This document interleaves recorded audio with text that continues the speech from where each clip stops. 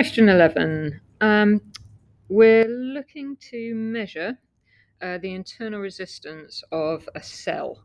So in order to do that, what we're looking for is ultimately this graph. So we have V and I, and then you hopefully recall from lessons where you did that. So the graph crosses at the EMF of the cell, and the gradient is the negative of the internal resistance of the cell. So in order to do that, we need a way to measure the current in the circuit, and we need a way to measure the terminal PD. So first of all, we need to ensure there is a voltmeter across the cell, and then we need an ammeter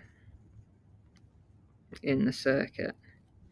Now we must have another component in the circuit, and that's because we need lots of voltage readings. Okay, like this. We want lots and lots, a series of points. So we need a way to change the voltage, and the way we do that with a cell is by including a variable resistor. Okay, for question B, they've done the experiment, they've got current readings and voltage readings, and then they've plotted them on the graph like we sketched on the previous page. So it's asking for values of EMF, and internal resistance. So just as a reminder, EMF is the symbol E, and that is the y-intercept on the graph. So in other words, it's the value when there is zero current flowing through the circuit, when no voltage is lost to push the electrons through the acid.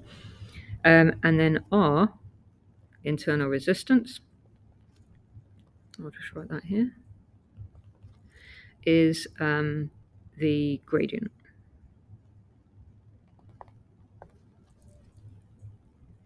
Okay.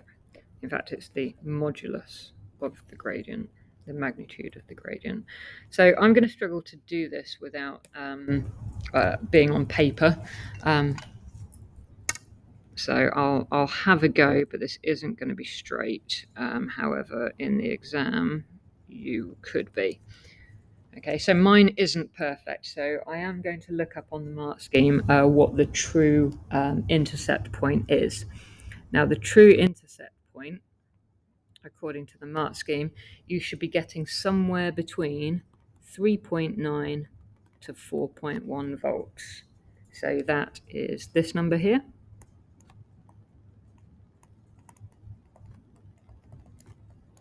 Okay, so you just need a value between here. Okay, we want a single value. I'm going to put a range because I can't, I'm just following the mark scheme. And then the internal resistance is the gradient value. And again, I'm going to struggle to do it because I haven't got a ruler. But in order to find the gradient, we don't want to be just taking a small section. We want to minimize the uncertainty here. So really, we're looking for, at least half of the x-axis drop. So if I do this in a different color, what we're doing is we're kind of saying, we're going from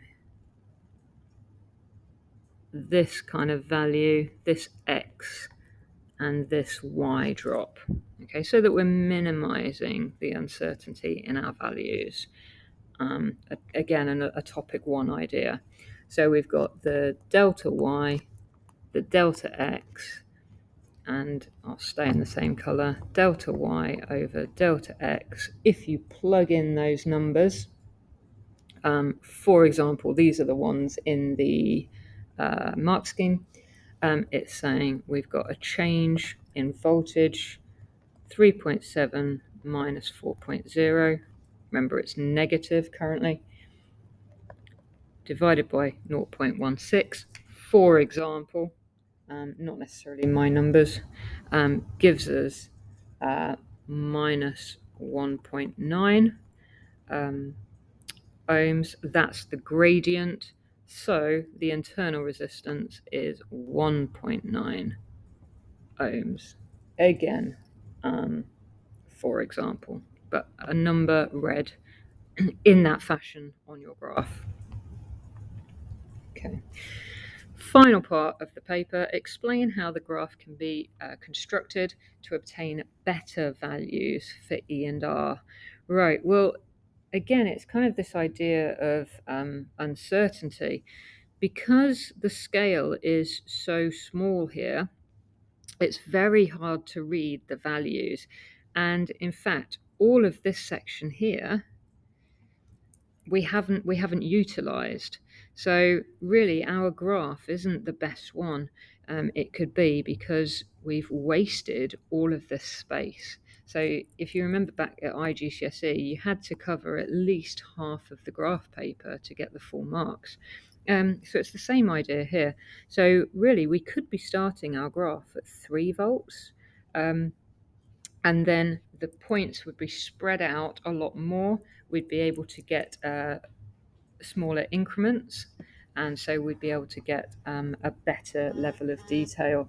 So what I'm going to do is I'm going to give it an example. So I'm going to say, let's start the y-axis at 3 volts, for example, and then explain. So we need a y, second mark, y. We could say, it allows more precise readings of V on the graph. Okay. And you could say, and therefore R, because we're utilizing R and E